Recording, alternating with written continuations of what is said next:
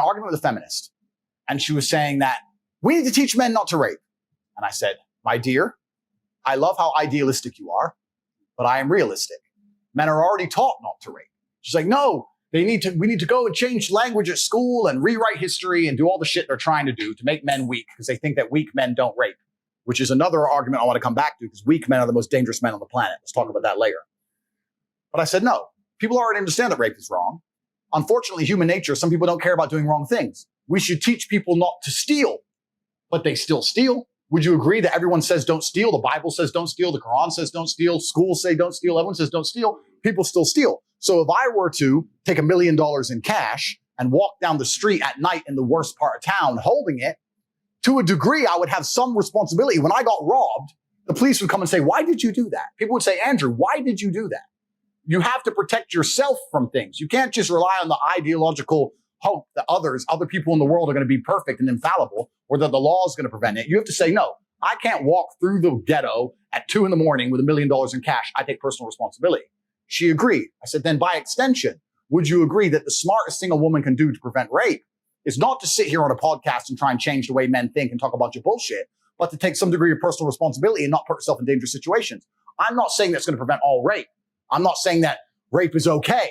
Rapists should be executed. I'm not saying that every single woman who was ever assaulted could have prevented it. I'm not saying any of that. I'm saying the smartest thing a woman can do is say, this is dangerous. Going home with this guy I just met is dangerous. Walking through this area by myself is dangerous. Let me call a taxi. Let me call my brother. Let me go with my husband.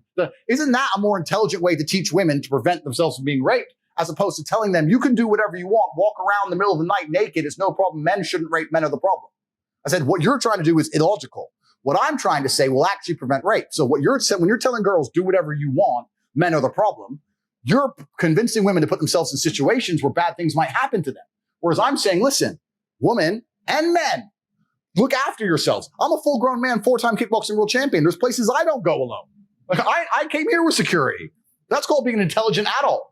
So this is what I was trying to say. I was trying to say women need to protect themselves and bear some responsibility to make sure they don't put themselves in situations where bad things can happen to them easily.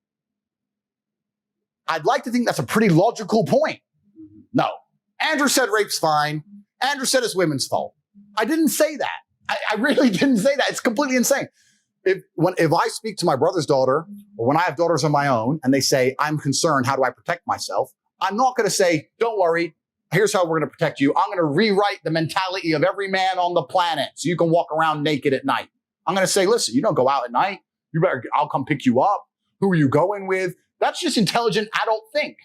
But they've taken it, misconstrued it, taken it completely out of context, put it on TikToks, purported it, Media Machine picked it up, lied about me, deleted me so I can't defend myself, and now I'm dangerous to the world. It's a fucking scam. It's all a scam.